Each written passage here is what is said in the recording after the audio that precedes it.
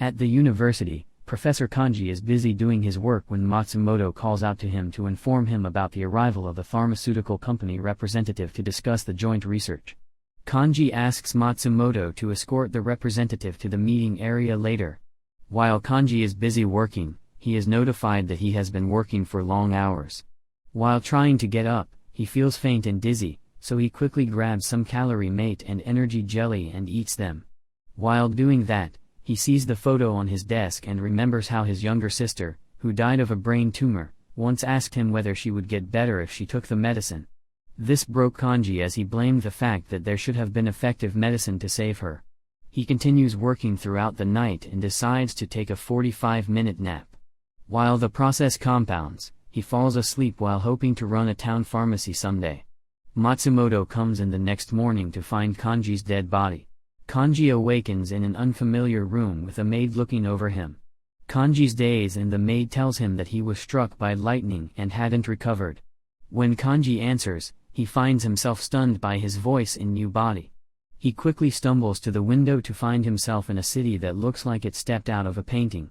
He questions the maid and learns that he's now under Madison, the youngest son of the Demetis' family. Kanji realizes he died in the office after working himself to death. The maid notes that Pharma's memories must be jumbled from the lightning strike and reintroduces herself as Charlotte.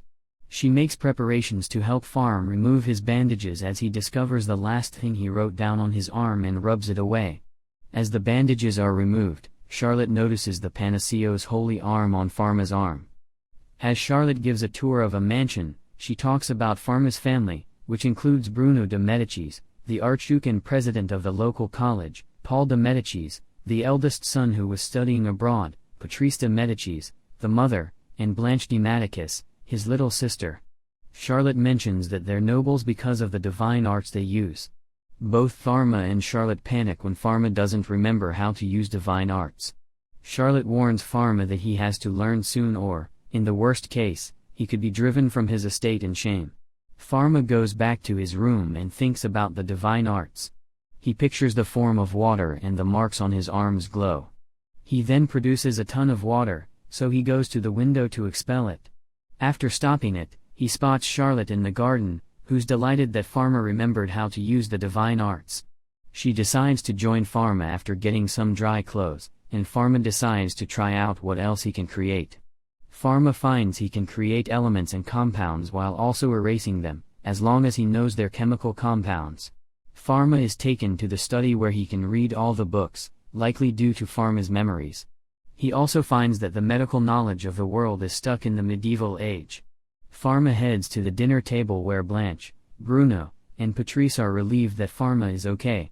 Pharma lets his family know that everything is okay while having to realize he needs to live his life. After being tested by his father, he's allowed to go back to his studies with Eleanor. Eleanor is suspicious of Pharma's personality timidity and lack of charm.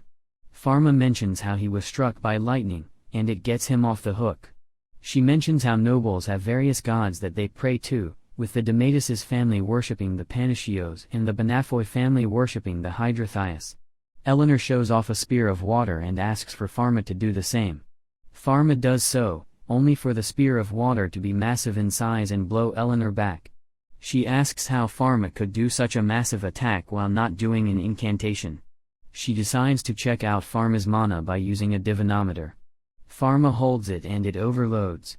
Eleanor is startled and asks how it should be possible. She sees the Panatheos holy mark, and while Pharma tries to call it a Lichtenberg figure, he's proven wrong when she mentions Markstone glow. She also mentions that Pharma should keep this a secret. Pharma then accidentally activates his divine eye to see Eleanor's injured finger. Eleanor is shocked again and scared when it's revealed that Pharma has no shadow. She begs for mercy and falls over. Pharma tries to help her up, but Eleanor runs off screaming. Pharma hears from his father, Bruno, that Eleanor is out of the cold. He also mentions that Eleanor isn't coming and asks if something happened. Bruno gives him a letter and a potion to give to Eleanor. Pharma notices that the potion will only have the same effect as a nutrient drink. He makes a new drug for Eleanor to help her with her sickness. He arrives at Eleanor's state for her to be in a suit of honor. She says that Pharma must be here to kill her for knowing his secret. Pharma refuses. Pharma offers medicine twice, and Eleanor thinks it's poison.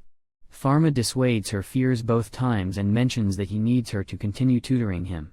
The next day, Eleanor returns to the estate to continue teaching the divine arts to Pharma. He notes that she's still wearing armor, but she says it's a precaution. She thanks Pharma for the gift and takes him to a deserted island to continue learning. Later, Pharma diagnoses the staff with his divine eye and learns more about his abilities. Pharma agrees to treat each of the staff's independent needs. All of them are either surprised or overwhelmed. Later, Blanche comes down with chickenpox and has to be isolated for 3 weeks. Bruno hints that Pharma can see her because he had chickenpox already but warns him about how he could catch it again. Pharma and Eleanor are surprised at Bruno's extensive knowledge. Bruno leaves slightly coughing. Pharma decides to make antiviral cream for Blanche.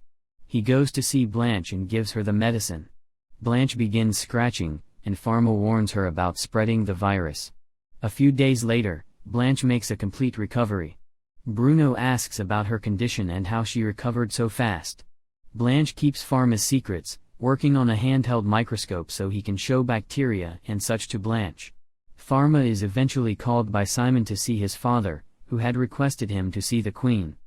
Pharma accompanies his father, Bruno, to the royal palace where Her Majesty's condition has turned for the worse. They meet up with Claude, the head physician, and eventually Queen Elizabeth. Pharma makes note of his father's tests and how they turn to the stars. Despite this, Bruno assures the Queen that she'll be fine. Pharma decides to use his divine eye and determines that the Queen has tuberculosis or the White Death. Louis cries for his dying mother, so Pharma steps up, saying there's a new medicine for the White Death. Everyone tells Pharma to stop, but the Queen hears Pharma out and agrees to be in Pharma's care. Pharma seals himself in a laboratory and begins creating a 4-drug cocktail. As he's creating it, Bruno bursts in, demanding that Pharma should cease his foolishness. Pharma says that a cure does exist and that Bruno will have to take it since he caught it while tending to the Queen. Pharma tries to get back to making the medicine but is stopped by his father's divine arts. He attacks again, but Pharma stops it and makes a barrier of ice. Bruno is stunned, asking who Pharma is and what he means to do. Bruno notices the holy mark of the Panaceos on Pharma's arm, saying that his god granted his blessing to his youngest son. Bruno asks if Pharma is still his son, and Pharma replies that he considers himself to be. Pharma returns to the Queen's bedroom wearing a mask. Pharma brings the microscope he made along with a sample he obtained from the Queen. He helps the Queen see the bacteria causing the White Death through it. Claude and the other physicians see it and are stunned. Elizabeth agrees to take the medicine. As they return, Pharma gives Bruno his medicine to take while mentioning that he helped him understand what needed to be done with patients facing their imminent death. Bruno agrees, and they decide to share knowledge as the rest of the family welcomes their return. During the first 3 months of Elizabeth's treatment, Pharma and Bruno exchange information regarding medicine. Bruno mentions that someone was looking for the White Death cure, but he sent the noble on his way.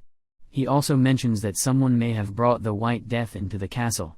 As Pharma leaves, Bruno thinks about one such heretic. Before Pharma sees the Queen, he's pulled aside by Noah, who gossips about what the Empress can reward him with. Pharma has no ideas at first but then mentions that he wants to open up a pharmacy in the capital to tend to the rich and poor alike. After 3 more months, a ceremony is held for Pharma and Bruno at the royal court. A fully healed Elizabeth grants Bruno the land of Marseille. She also promotes Pharma from apprentice to official royal pharmacist. She gives permission for him to open his pharmacy in the capital. Later, when asked about what he'll call the pharmacy, several ideas are offered. He accidentally mutters how his pharmacy would be a parallel world pharmacy, and it becomes the new store title. The chairman of the local pharmaceutical guild, Varon, meets up with Pharma. He attempts to bring down Pharma's reputation, only for Pharma to shrug it off. When he tries being more deliberate, he is sent away by Eleanor. Pharma hires Eleanor and Charlotte to work as his staff but is perplexed on where to find someone who can handle bookkeeping. When coming home, he gets news that Cedric is retiring. Pharma realizes that Bruno let Cedric go so he could be of use to Pharma and is grateful. Later on, Pharma opens up his pharmacy after a long speech that is attended by some nobles and notable commoners. A month after Parallel World Pharmacy has opened, it has led to only sporadic visits from nobles and merchants. Eleanor is surprised, given that customers prefer loyalty and nobles prefer convenience. The only regular customer, Jan, comes in looking for water and sailor's candies, which contain vitamin C. After he leaves, Pharma's parents check out the shop in disguise. Pharma explains the situation, and Beatrice suggests selling cosmetics. Pharma is for the idea since he took part in cosmetic testing in his previous life. Bruno is okay with it as long as white face powder isn't sold. Pharma is impressed with Bruno's knowledge, seeing as how white face powder has poisonous lead and mercury compounds. Pharma decides to get some safer makeup ready. In a week, the makeup becomes extremely popular, and most of the town goes wild over it. Jean comments on the new popularity, but Pharma brings up a new issue: the supply couldn't keep up with the overwhelming demand. Chloe is aware of this and offers a solution: to open up an independent subsidiary store with Pharma as the proprietor. Midi Cosmetics opens, and Pharma is amazed. Chloe introduces the staff, which comprises older women pharmacists. Pharma visits Queen Elizabeth, who has heard tales of pharmacist cosmetics. She wants to hear about future cosmetics and is allowed to test a medicated lip gloss for a summer vacation.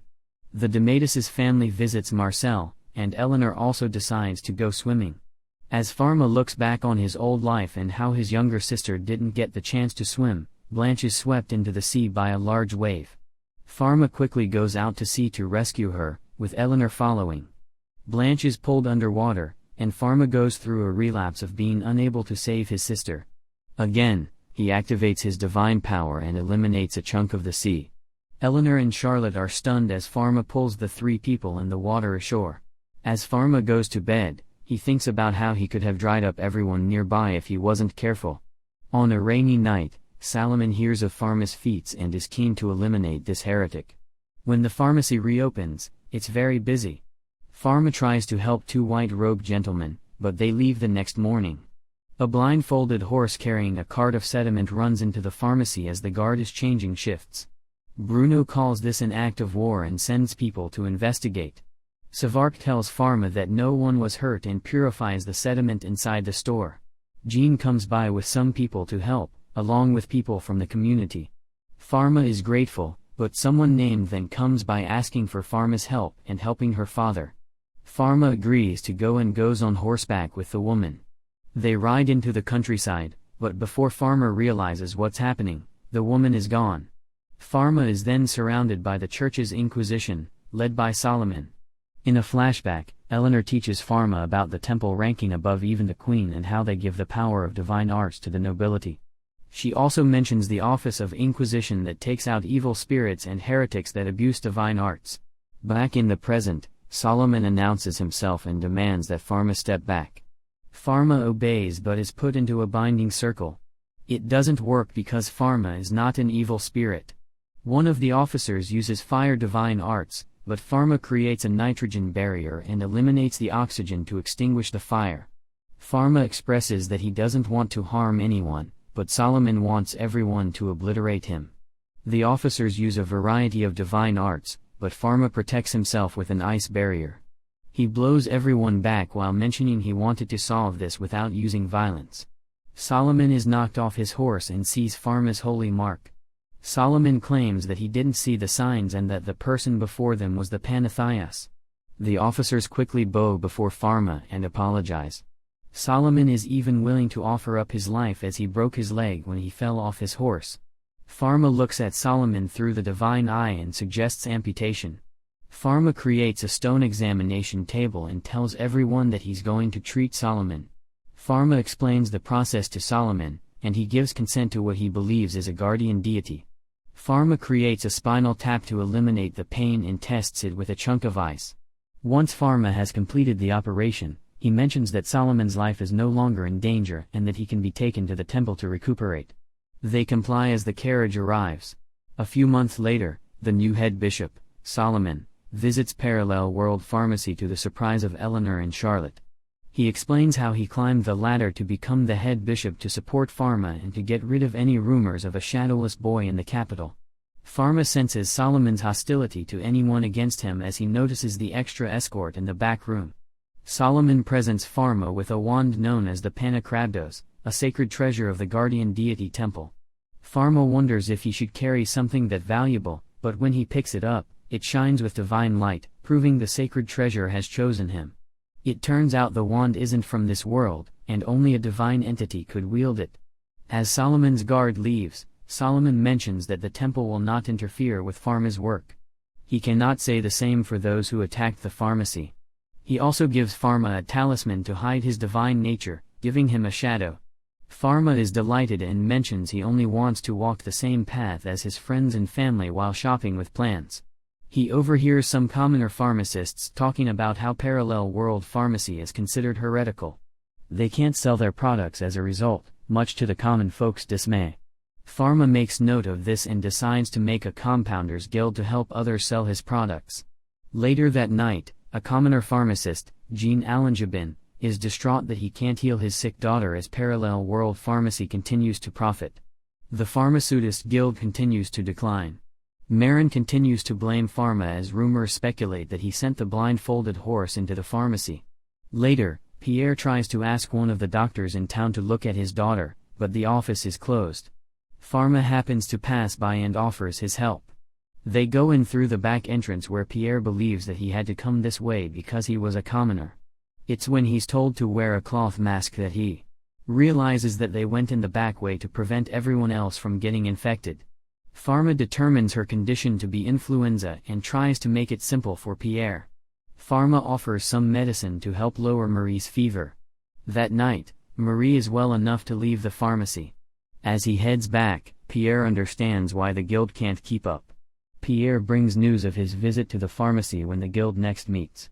Farron immediately calls him out and laments not being able to save his own son. Pierre calls out Farron's selfishness and wishes for the rest of the guild to follow him. Farron doesn't listen and kicks Pierre out of the guild. Later, Pharma comes across Pierre distraught in front of his smashed-up shop. Pharma admits that he had no idea Pierre was running his own pharmacy. As Pierre thinks about moving away to start a new pharmacy in a new country, Pharma reveals that he just got permission to start the compounding pharmacy guild from the Queen. He offers Pierre to join it, and Pierre accepts in tears.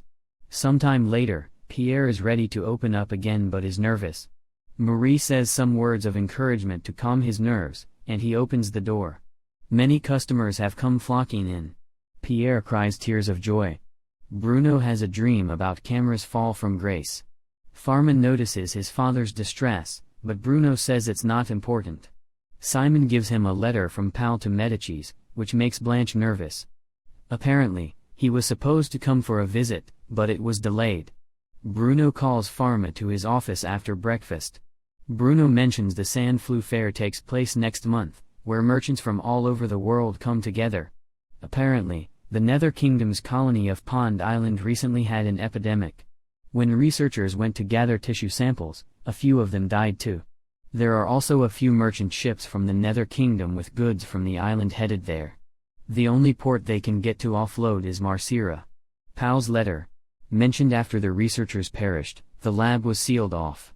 They were using Pharma's microscope to study the disease. Pharma asks for copies of sketches made, and Bruno agrees. At the palace, Elizabeth talks with her council about how the health of the country has improved over the last year thanks to Parallel World Pharmacy and the Compounding Pharmacy Guild. They debate about rewarding Pharma with the title of Archduke, but he's too young at this point, so they put the reward on hold. At Parallel World Pharmacy, Pharma discusses with Eleanor about the situation involving the Nether Kingdom and how the fair can't be stopped since it's 2 weeks away. Charlotte gives Pharma a note from Pal to him that shows the sketch. Pharma confirms that the disease that infected Pond Island was the Black Death. Pharma and Eleanor send off people from the Compounding Pharmacy Guild to Marcira. They're directed to work with the local governor Adam with a plan involving quarantine stations. Pharma then talks with Bruno about the Black Death, and Bruno agrees with him. Pharma and Iliano are explained how they're moving ahead with quarantine stations and medication, levofloxacin.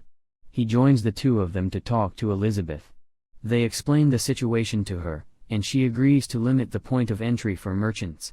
Pharma also asks for permission to inspect the cargo at the gates while also asking for everyone in the kingdom to kill any fleas and rodents on sight while also boiling their clothes. Elizabeth agrees and sends her minister to send out the edicts while saying it's her duty to protect her empire and subjects. A bit later, the quarantine stations are set up. Pierre uses a compound microscope Pharma made. He remarks that 1,000 doses of medicine Pharma provided have been packaged. Pharma is relieved and said that if anyone gets infected, they are to be treated no matter who they are. Pharma and Iliano head off to Marcira to assist in the examination of the cargo. Leo, Charlotte, and Cedric in the capital. Meanwhile, an evil spirit wanders through a dead city at the coastal city of Marsara Ilion, where students have made sure the ships to stay off the port until they're inspected. They've done a good job. As Pharma goes to inspect the ships with Iliano on the first ship, he doesn't find anyone with the Black Death but does notice some sailors with scurvy on board. The noble merchants begin to get impatient and throw food at Pharma's boat before Iliano can retaliate. Though some cannon fire halts the nobles, they come from the Scarlet Fleet led by Commodore Jean Allen Gavin. Pharma is happy to see them, and while Jean hopes to stop by Parallel World Pharmacy again, as the group takes a break, everyone is relieved things are going well. However, Adam comes in saying a ship that couldn't wait docked at S-Village to smuggle in their cargo. All they know is that the people have left the village, but people are dying in said village. Pharma heads out personally, much to Iliano's protests. Pharma arrives at the village to find people leaving the village in fear.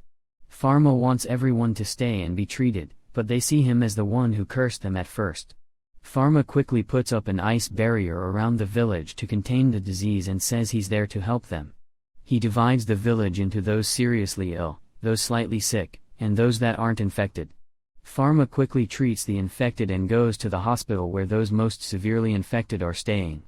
Meanwhile, at the seas of Marcara, Jean finds the ship that docked at S- earlier to find the entire crew dead, to his dismay. He commands his crew to open fire on the ship to prevent the disease from spreading.